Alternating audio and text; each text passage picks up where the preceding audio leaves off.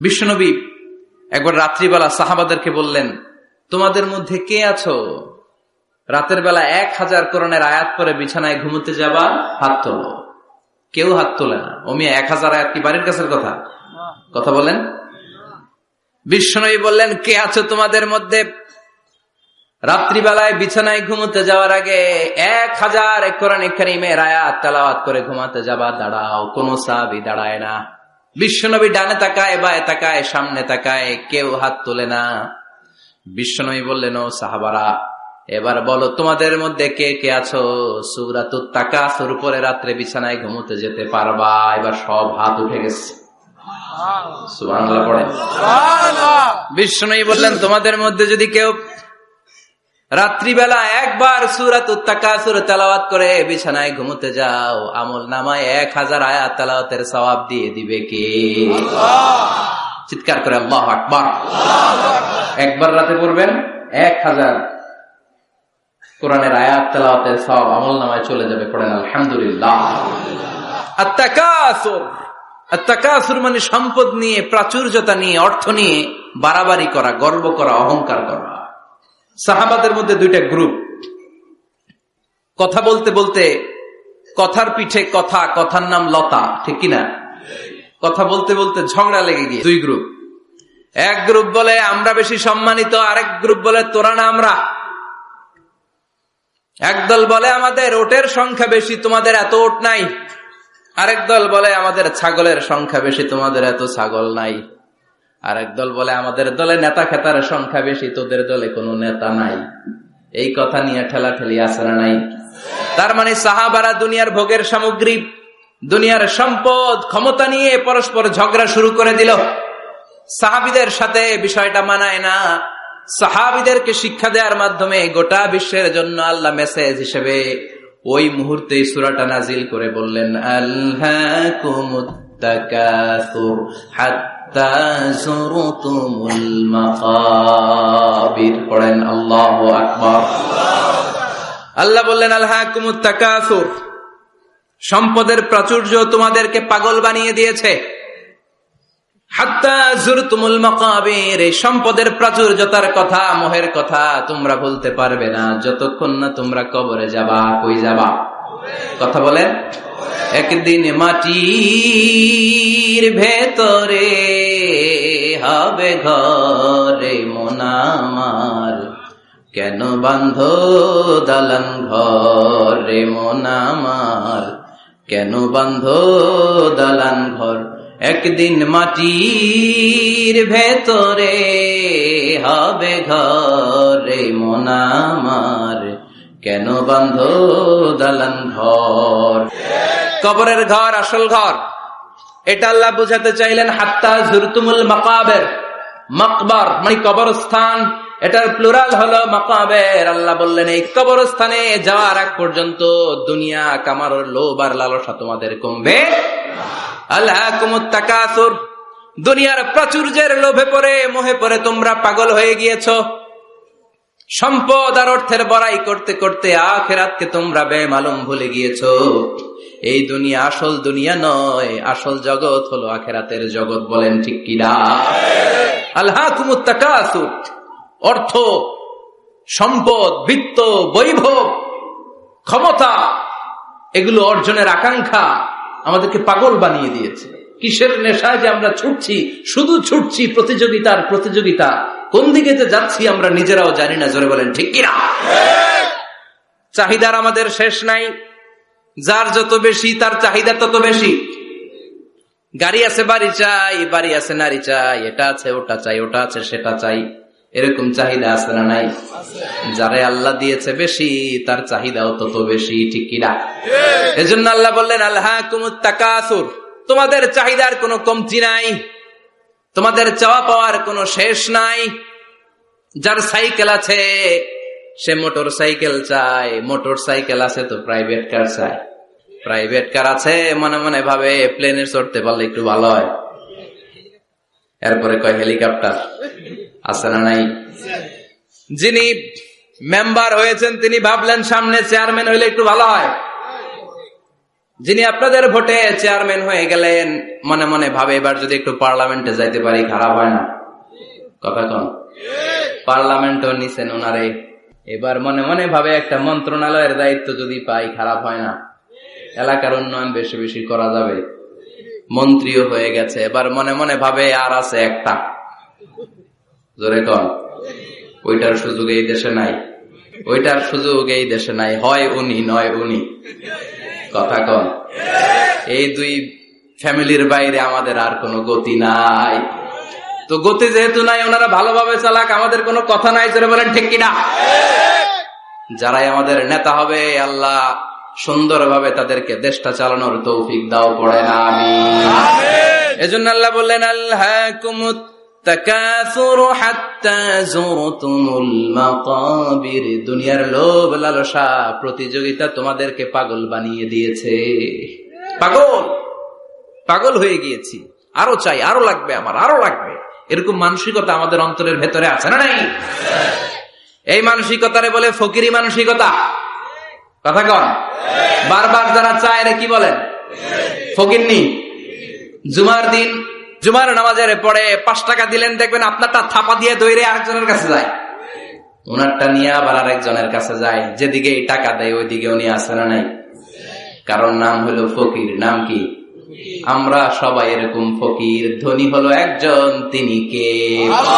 ইয়া আইয়ুহান নাসু আনতুমুল ফুকারাউ ইলাল্লাহ ওয়াল্লাহু হুয়াল গনিয়ুল হামিদ। আল্লাহ বললেন, গোলাম তোরা সবাই ফকিরের বাচ্চা। আমরা কি?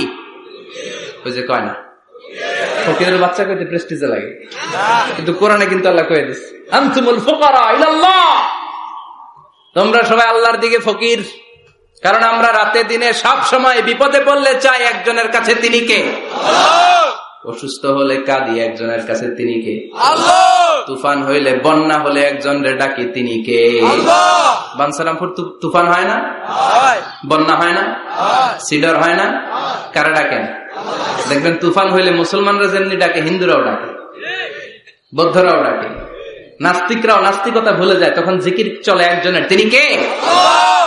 আমি বরিশালে গিয়েছিলাম বাসে করে, ফিরে আসছি লঞ্চে। এই একবার সাগরের ভেতরে, নদীর ভেতরে তুফানে পড়েছি। সেই দিন চিনতে পেরেছি আল্লাহ কারে কয়। কারণ আমি শহরে বড় হয়েছি, সাঁতার জানি, স্বাভাবিক সাঁতার, এদিকে ফালাইলে ওদিকে যাইতে পারবো, কিন্তু নদী কি সাঁতরে পারাইতে পারবো? কথা কন। প্রচন্ড তুফান, সদরঘাটে ভিড়তে আর 2 ঘন্টা বাকি। জাহাজ টলমল শুরু করেছে। এবার দেখলাম জাহাজের ভেতরে যত মহিলাগুলা আছে সব চিল্লায় আর ডাকে কারে? হিন্দুগুলাও ডাকে কারে? বৌদ্ধগুলাও ডাকে কারে? হঠাৎ করে তুফান থেমে যায়, আবার ধাক্কা মারে, আবার চিল্লান, আছে না নাই? সবার মুখে এক আওয়াজ, বাঁচাও। আমি বললাম, কে বাঁচাইবো? হুজুর আমনে, আমনে দোয়া কালাম পারেন, আমনে বাঁচান। আমি কইলাম, আমারে বাঁচাইবো কেডা? আল্লাহ ছাড়া বাঁচানোর কেউ নাই। এজন্য আল্লাহ বললেন, আল্লাহকুমুত তাকাসুরু হাত্তা যুরতুমুল মাকাবির, তোমরা সম্পদের লোভে, দুনিয়ার লোভে পাগলের মতো হয়ে গিয়েছো। ফকিরদের যেই স্বভাব, সেরকম স্বভাব তোমাদের মধ্যে ঢুকেছে, ঠিক কিনা? আরো চাই, আরো লাগবে, আরো দাও, সব খামু, সব আমার। পেটটা এতটুকু, হ্যাঁ সব খাইব, পেট কদ্দুর, কিন্তু বলে কি সব খাবো। আনলিমিটেড ডিমান্ড, শেষ নাই। প্রতিযোগিতার পর প্রতিযোগিতা। উনার কত টাকা, আমার টাকা তার চেয়ে বেশি লাগবে। ওর বাড়ি কয়টা, আমার বাড়ি আর কয়েকটা বাড়ানো লাগবে। ওর বিল্ডিং যদি হয় 5 তলা, আমার লাগবে 6 তলা। কিন্তু উনি তাহাজ্জুদ পড়ে, আমারও তাহাজ্জুদ পড়া লাগবে। এই টেনশন আছে নাকি? কথা বলেন। ওনার বাড়ি 5 তলা, আমারটা লাগবে 8 তলা। বিষ্ণু বলেছেন, one of the minor sign before the day of judgment, people will start to compete to construct high-rise buildings. কিয়ামতের আগে লোকজন বড় বড় বিল্ডিং বানানোর প্রতিযোগিতা শুরু করে দিবে। وأن ترى الحفاة العراة العالة رياء الشاء يتطاولون في البنيان. বিষ্ণু বললেন, তোমরা দেখবে এমন কিছু লোক সমাজের গরিব ছিল, পায়ে দেওয়ার মতো জুতা ছিল না, গায়ে দেওয়ার মতো জামা ছিল না, পেটে দেওয়ার মতো খাবার ছিল না, হু হু করে তারা বড় লোক হয়ে গিয়েছে। আর সমাজের এদিকে সেদিকে আনাচে কানাচে বিল্ডিং বানানোর প্রতিযোগিতা করতে শুরু করেছে। আছে না নাই? বানসারামপুরে মুরব্বী যারা আছেন একটু বলেন তো, আজ থেকে 20 বছর আগে এরকম এত বিল্ডিং, টাওয়ার, ফাউন্ডেশন ছিল? কুমিল্লা শহরে, চট্টগ্রামে, ঢাকায় আজ থেকে 20 বছর আগে এখন যেমনি টাওয়ার বানানোর প্রতিযোগিতা এগুলো ছিল? কথা বলে। তার মানে এগুলো কিয়ামতের আলামত। একটার পর একটা, একজন বানায় 100 তলা, আরেকজন বানায় 150 তলা, আরেকজন বলে না আমারটা বানাইতে হবে 200 তলা। আছে না নাই? জেদ্দাতে এবার হজে জেদ্দায় দেখলাম যে সবচেয়ে বড় টাওয়ারটা কাজ এখনো শেষ হয় নাই। 19 সালে খুব সম্ভব ওরা কমপ্লিট করতে পারবে। গত 5 বছর ধরে চালাইয়েই যাচ্ছে। কিংডম টাওয়ার 1000 মিটার উঁচু। হিসাব বুঝেন তো? 1000 মিটার মানে কয় কিলোমিটার? 1 কিলোমিটার। একটা বিল্ডিং যদি 1 কিলোমিটার উঁচা হয়, এটার সামনে যে তাকাতে পারবেন? টুপি পরে যাবে না পিছনে? কথা বলেন। 1 কিলোমিটার উঁচু দি কিংডম টাওয়ার, সৌদি আরবের জেদ্দা নগরীতে অবস্থিত। আরেকটা আছে দুবাইতে, বুর্জ আল খলিফা, 818 মিটার উঁচু। কিংডম টাওয়ার হচ্ছে 170 তলা, আর বুর্জ আল খলিফা 163 তলা। কাবা ঘরের পাশে আরেকটা টাওয়ার আছে, জমজম টাওয়ার। এটার দিমাক্কা রয়্যাল ক্লক টাওয়ার বলে। হাজী সাহেবরা দেখে আসছেন না? বড় একটা ঘড়ির মনোগ্রামও আছে। এটা 120 তলা। কয় তলা? 120 তলা। চায়নাতে একটা আছে সাংহাই টাওয়ার। তাইওয়ানে একটা আছে দি টাইপেরাং 101, 101 তলা। আমি যেখানে পিএইচডি করি, বছরের বেশিরভাগ সময় থাকি, মালয়েশিয়াতে একটা আছে। আমরা শপিং করতে গেলে মাঝে মাঝে ওখানে যাই। 2 ভাইয়ের মতো দাঁড়ায় আছে, পেট্রোনাস টুইন টাওয়ার। স্থানীয়রা এটারে বলে KLCC। 41st 42nd ফ্লোর একটা ব্রিজ আছে, এই টাওয়ার থেকে ওই টাওয়ারে যাওয়া যায়। ইয়াতাতাওয়ালুনা ফিল বুনিয়ান, বিল্ডিং বানানোর প্রতিযোগিতা। অমিয়া কিয়ামতের দিন ইসরাফিলের সিঙ্গার ফুৎকারে ইদা জুলজিলাতিল আরদু জিলজালাহা, একটা ভূমিকম্প যে তৈরি হবে, গোটা বিশ্বে যে একটা ভূকম্পন হবে, ওই ভূকম্পনের চোটে একটা টাওয়ারও টিকে থাকবে নাকি? থাকবে। এজন্য আল্লাহ বললেন আল্লাহকুমুত তাকাসুরু হাত্তা যুরতুমুল মাকাবির। দুনিয়ার সম্পদ, লোভ, লালসা, এই সম্পদের প্রতি আকাঙ্ক্ষা তোমাদেরকে গাফেল বানিয়ে দিয়েছে। এই গাফলতি তোমাদের কমবে না, থামবে না। হাত্তা যুরতুমুল মাকাবির, যতদিন না কবরে যাও। কবরে না যাওয়া পর্যন্ত এই খাই খাই নাই নাই এই মানসিকতা তোমাদের থেকে কঠিন কালেও যাবে না। চিৎকার করে বলেন কথাটা কার? আল্লাহর। এজন্য আল্লাহ বললেন সম্পদ তোমাদেরকে পাগল বানিয়ে রেখেছে। সম্পদের পাহাড় মানুষ গড়তে চায়।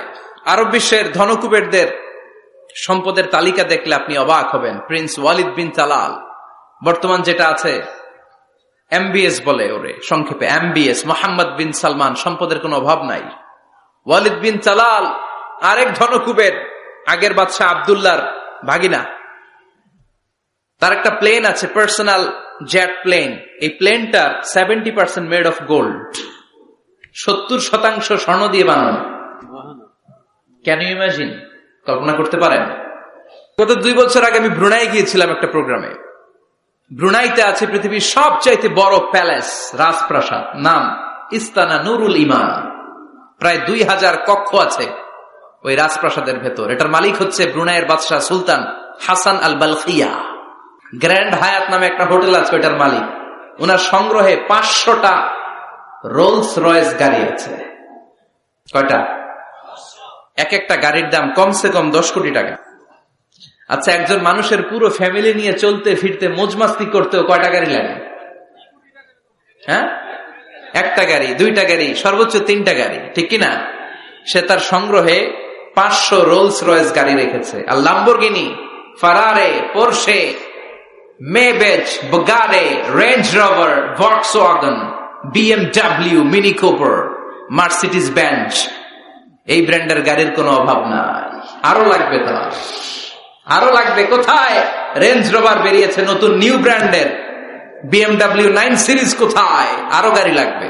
এরকম মানসিকতা আজও আরবের ধনকুবেরদের মধ্যে আছে না নাই? এজন্য আল্লাহ বললেন খবরদার, সম্পদ তোমাদেরকে পাগল বানিয়ে দিয়েছে। আলহাকুমুত তাকাসুর, এই সম্পদের মায়া কোনদিন তোমাদের কমবে না, হাত্তা যুরতুমুল মাকাবির, যতদিন না তোমরা কবরের ভেতরে ঢুকবা। ইসলাম সম্পদ উপার্জন করতে বাধা দেয় না, তবে সেটা হতে হবে হালাল পন্থায়, ঠিক কিনা? কারণ হালালে বরকত দিয়েছে কে? হারামে কোনো বরকত আছে? আচ্ছা বলেন তো, গরু খাওয়া হালাল না হারাম? কুকুরের গোশত খাওয়া হারাম। বাংলাদেশে কি বেশি বেশি গরু জবাই হয় না কুকুর? গরু। গরু বছরে বাচ্চা দেয় কয়টা? একটা। কুকুর বাচ্চা দেয় কয়টা? 6টা 7টা, অনেকগুলো। তারপরেও বাংলার জমিনে গরু বেশি না কুকুর বেশি? সুবহানাল্লাহ পড়বেন না? গরু খাইলামও বেশি, গরু জবাই করলামও বেশি, আবার গরু বাচ্চাও দিল কম। কুকুর খাইলাম না, কুকুর জবাইও করলাম না, কুকুর বাচ্চা দিল অনেক, কিন্তু কুকুর কম, গরু বেশি। কারণ গরু খাওয়া হালাল, আর হালালে বরকত ঢুকিয়ে দিয়েছে কে? আল্লাহ। এজন্য আল্লাহ বললেন, গোলাম হালালে বরকত, হালাল পন্থায় কোটি কোটি টাকার মালিক হন, ইসলামে বাধা নাই। তবে নিসাব পরিমাণ সম্পদ হলে যাকাত দিতে বলেছে কে? ওয়াফি আমওয়ালিহিম হাক্কুন লিসসাইলি ওয়াল মাহরুম। তোমার সম্পদের মালিক শুধু তুমি নও, না খেয়ে থাকা সমাজের গরিবদের ওই সম্পদে ভাগ আছে না নাই? অনেকে যাকাতের শাড়ি দেয়, যাকাতের লুঙ্গি দেয়। যাকাতের শাড়ি বলতে, যাকাতের লুঙ্গি বলতে কোনো লুঙ্গি নাই, ঠিক কিনা? যাকাত হচ্ছে এমন পরিমাণে সম্পদ আপনি একজনকে দিয়ে দিবেন, ওই সম্পদ পেয়ে জীবনে আর কোনোদিন যেন তার আরেক জায়গায় যাকাতের টাকা নিতে হাত পাতা না লাগে। কিন্তু যাকাতের শাড়ি দেয়, আছে না নাই? পত্রিকায় বিজ্ঞপ্তি দেয়, আবার ওই শাড়ি আনতে যায় পদপৃষ্ট হয়ে লোকজন মারা যায়, এরকম ডাকাত আছে না নাই? এজন্য আল্লাহ বললেন, খবরদার, সম্পদ উপার্জন করো, কিন্তু নিসাব পরিমাণ সম্পদের মালিক হলে যাকাত দিবা। ওয়াল্লাযীনা ইয়াকনিজুনা الذهب والفضة ولا ينفقونها في سبيل الله فبشرهم بعذاب أليم।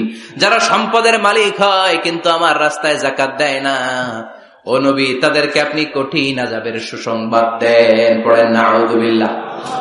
ও মিয়া, আযাবের কি সুসংবাদ হয় না দুঃসংবাদ? কিন্তু আল্লাহ সুসংবাদ বললেন কেন? কারণ আযাবটা বড় করা হবে।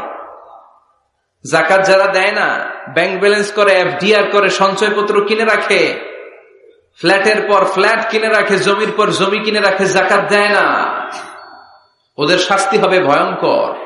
শাস্তির তীব্রতা বোঝানোর জন্য আল্লাহ বললেন সুসংবাদ।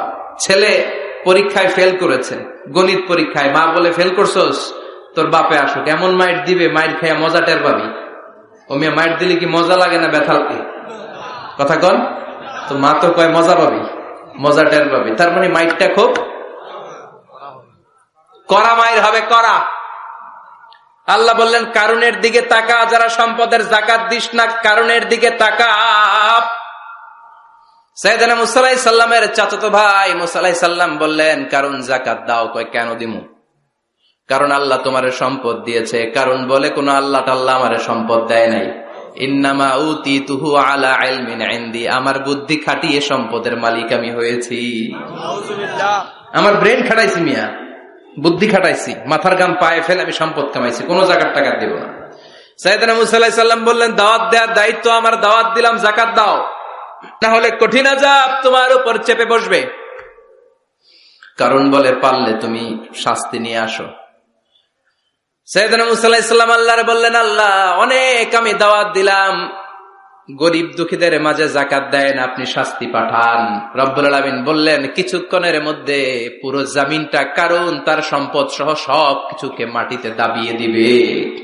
ফাখাসাফনা বিহি ওয়া বিদারিহিল আরদ, হঠাৎ করে পুরো জমিন কারণের সম্পদ সহ মাটিতে টান দিতে লাগলো। আমি জায়গাটা নিজে দেখে এসেছি, আমি মিশরের পড়াশোনা করেছি তো, মিশরের কায়রোতে ছিলাম। কায়রো থেকে প্রায় 100 মাইল দূর হবে একটা শহর আছে ফাইউম। এই ফাইউম শহরে বহাইরা কারুন, কারুনের সব সম্পদ সহ বাড়িঘর সহ জমিন যেখানে দাবিয়ে তাকে জমিনের ভেতরে বুক গর্ভস্থ মাটির ভেতরে ঢুকিয়ে ফেলেছে, ওই জায়গাটা আজও ঠিক ওই রকম আছে। ওখানে একটা লেক হয়ে গিয়েছে, হ্রদ। মিশরীরা এখন মাছ ধরে। জমিন তাকে ভিতরে টানতে লাগলো, হাঁটু পর্যন্ত টেনে ফেলার পরে সে বলে, আমি উঠে যাব। কোমর পর্যন্ত মাটির ভেতরে গেড়ে গেল, সে বলল, আমি বেঁচে যাব। এবার গলা পর্যন্ত যখন দেহটা মাটিতে দেবে যায়, এবার হাত তুলে বলে, মুসা সব সম্পদ তোমার, আমারে বাঁচাও। এমন ভালো মানুষ, সোজা আঙ্গুলে কি সব সময় ওঠে না। ও মুসা, সম্পদ নাও, আমারে বাঁচাও, বাঁচতে চাই। সাইয়েদনা মুসা বলে, দ্য টাইম ইজ আপ, সময় শেষ। যখন দাওয়াত দিয়েছি তখন যদি দাওয়াত মেনে নিতা, বেঁচে যেতা, এখন আমারও কিছু করার নাই, আমি গেলাম।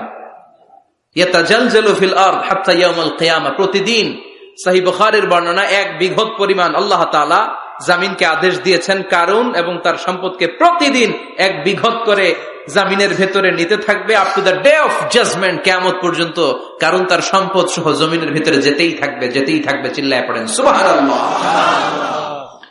এজন্য আল্লাহ বললেন, সম্পদ তোমারে বাঁচাতে পারে না, ক্ষমতা তোমারে বাঁচাতে পারে না, বাঁচাতে পারে একজন, তিনি কে? আল্লাহকুমুত তাকাসুরু হাত্তা যুরতুমুল মাকাবির, দুনিয়ার সম্পদের লোভে পড়ে আখিরাতকে তোমরা বেমালুম ভুলে গিয়েছো। এই গাফলতি তোমাদের থামবে না যতক্ষণ না তোমরা কবরে ঢুকবা। কার কথা? এজন্য যাকাত দেওয়ার দরকার আছে না নাই? এলাকায় তো এসে গল্প শুনলাম, অনেক বিজনেস ম্যাগনেট আছে, আশা করি তারা যাকাতও দেয়, ঠিক কিনা? আপনাদের মধ্যে থেকে যারা ধনী আছে তাদেরকে পৌঁছাবেন যে যাকাত না দিলে কারণের মতো পরিণতি করে দিতে পারে কে? সম্পদগুলো কিয়ামতের দিন পেঁচাতে পেঁচাতে কোমর পর্যন্ত পেঁচাবে, আবার পেঁচাতে পেঁচাতে গলা পর্যন্ত পেঁচিয়ে ছোবল দিয়ে বলবে, আনা মালুক আনা কানজুক, আনা মালুক, আমি তোর মাল, আমি তোর সম্পদ, আনা কানজুক, আমি তোর ব্যাংক ব্যালেন্স, আমারে খা। এক একটা ছোবলের চোটে পুরো দেহটা 70 গজ জামিনের ভেতরে চলে যাবে। এজন্য আল্লাহ বললেন, আল্লাহকুমুত তাকাসুরু হাত্তা যুরতুমুল মাকাবির, দুনিয়ার প্রাচুর্যতা তোমাদেরকে মোহাচ্ছন্ন করেছে। আমরা মোহের মধ্যে পড়ে আছি, ঠিক কিনা? আমাদের চলাফেরা, কথাবার্তা, লাইফস্টাইল দেখলে মনেই হয় না যে আমরা মরু, মনে হয় যে 1000 বছর রাজত্ব করতে আমরা এসেছি, কেউ আমাদেরকে থামাতে পারবে না, কোনদিন আমাদের মরণ হবে না। চিল্লায় বলেন ঠিক কিনা? এই দুনিয়াটা আসল জীবন না, আসল জীবন কবরের জীবন। এই দুনিয়ার দৃষ্টান্ত আল্লাহর কাছে হলো 4টা স্বর্ণের টুকরার মতো আর 3টা লাশের মতো। স্বর্ণের টুকরা কয়টা? লাশ কয়টা? বনি ইসরাইলের জামানাতে 3 জন যুবক কর্মের সন্ধানে, কাজের সন্ধানে বেরিয়েছিল। হঠাৎ করে তারা এক গুপ্তধন পেয়ে যায়। গুপ্তধনে তারা পেয়েছে 4টা বড় বড় স্বর্ণের টুকরা। কয়টা? মহা খুশি, খুশিতে বাকবাকুম। চিন্তা করলো, আমরা আজীবন খেয়ে পড়ে চলে যেতে পারবো, কিছুই করা লাগবে না। 3 জন মিলে স্বর্ণ নিয়ে বসে প্ল্যান করলো, ভাগ বটোয়ারা করার আগে একজন বাজার থেকে রুটি কিনে নিয়ে আয়, আগে পেট ভরে খেয়ে নেই, তারপরে ভাগ বটোয়ারা।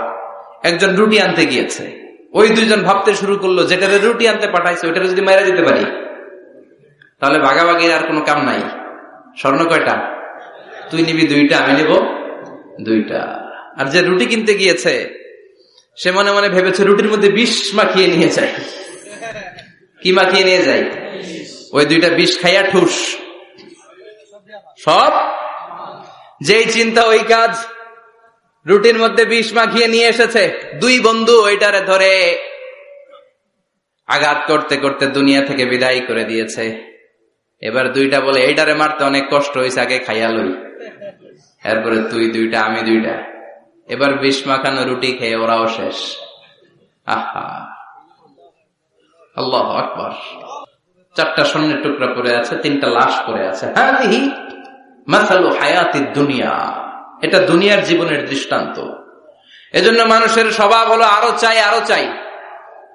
বিষ্ণু বললেন, লাউ লিকুল্লি ইবনি আদামা ওয়াদিয়াম মিন যাহাব, আল্লাহ বনি আদমের সবাইকে যদি এক একটা স্বর্ণের পাহাড়ের মালিক বানিয়ে দেয়, আহাব্বা আন ইয়াকুনা লাহু ওয়াদিয়ান, সে চাইবে কেমন করে আরেকটা স্বর্ণের পাহাড়ের মালিক হওয়া যায়।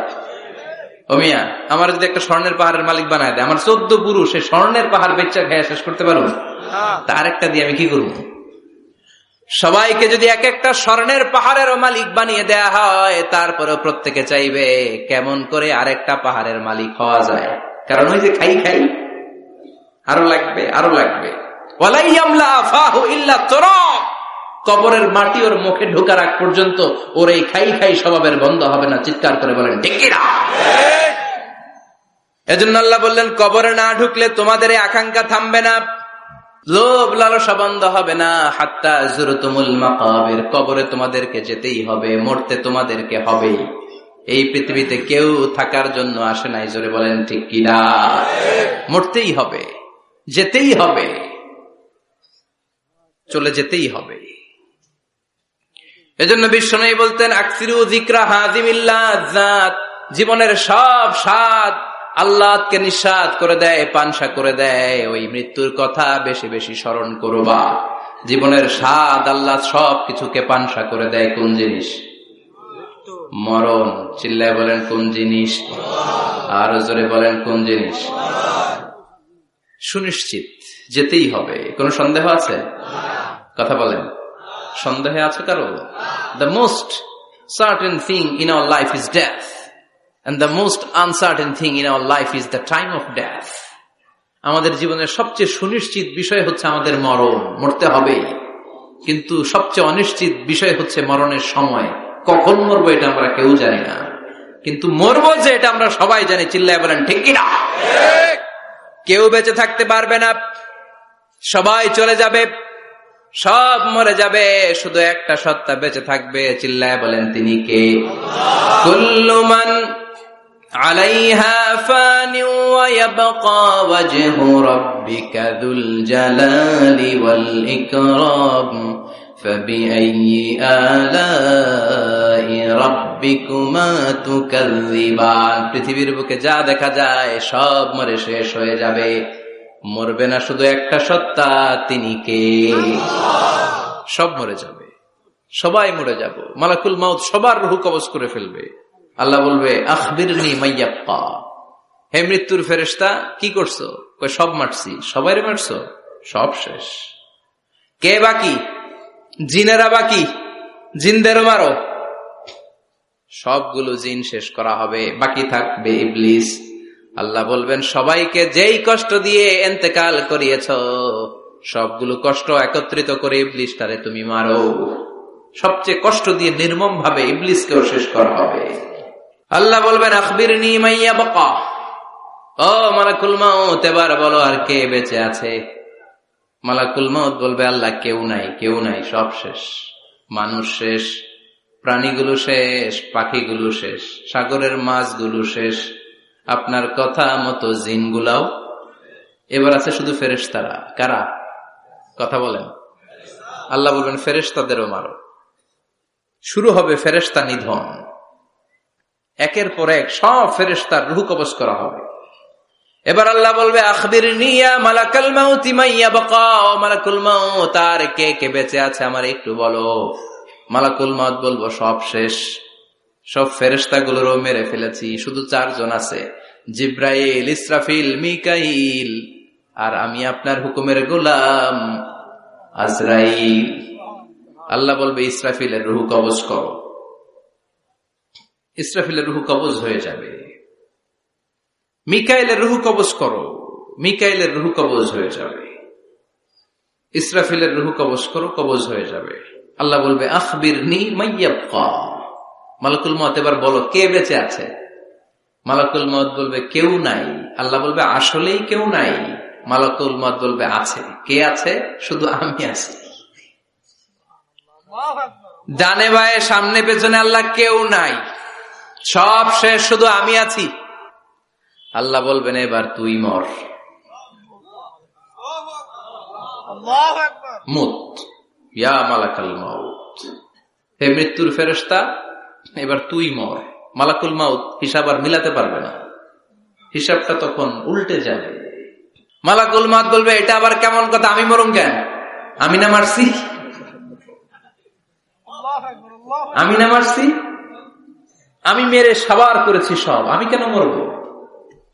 আল্লাহ বলবেন, মালাকুল মাউত এটাই তো বিধান, কুল্লু নাফসিন যায়িকাতুল মাউত, দুনিয়ার প্রত্যেককেই মৃত্যুর স্বাদ নিতে হবে রে মালাকুল মাউত। যদিও তুমি মেরেছ, সবাইকে তুমি মেরেছ, এখন তোমার মরণের পালা, এবার তুমি মরো, কারণ তোমাকেও মরতে হবে। তোমাকেও মরতে হবে, এই কথা শুনে মালাকুল মাউতের গায়ে জ্বর এসে যাবে, খিচুনি এসে যাবে, কাঁপুনি ছুটে যাবে, কাঁপতে থাকবে মালাকুল মাউত। কি ভয়ঙ্কর দৃশ্যের না জানি অবতরণ হবে সে সময়। কাঁপতে থাকবে মালাকুল মাউত। আল্লাহ বলবেন কেঁপে লাভ নাই, ভয় পেয়ে লাভ নাই, জান্নাত জাহান্নামের মাঝ বরাবর একটা জায়গা আছে, ওই জায়গায় যে দাঁড়াও। মালাকুল মাউত ওই জায়গার মাঝখানে যে দাঁড়াবে আর কাঁপবে। আল্লাহ চিৎকার দিয়ে বলবেন মুত ইয়া মালাকাল মাউত, মুত, মরে যা, মরে যা। বলার সাথে সাথে মালাকুল মাউত জান্নাত এবং জাহান্নামের মাঝখানে বিকট একটা চিৎকার দিয়ে মরে লাশ হয়ে যাবে। বিশ্বনবী বলেন মালাকুল মাউতের ওই দিনের চিৎকারটা এত ভয়ঙ্কর হবে, এত গগন বিদারী চিৎকার সেদিনের চিৎকারটা হবে। দুনিয়ার মানুষগুলো যদি তখনও দুনিয়ায় বেঁচে থাকতো, কিয়ামত হওয়ার জন্য আলাদা করে ইসরাফিলের সিংহায় ফুৎকার দেওয়ার আর দরকার হতো না। মালাকুল মাউতের এই চিৎকার শুনে কানের পর্দা ফেটে দুনিয়ার সব মানুষগুলো তখনই মরে যেত।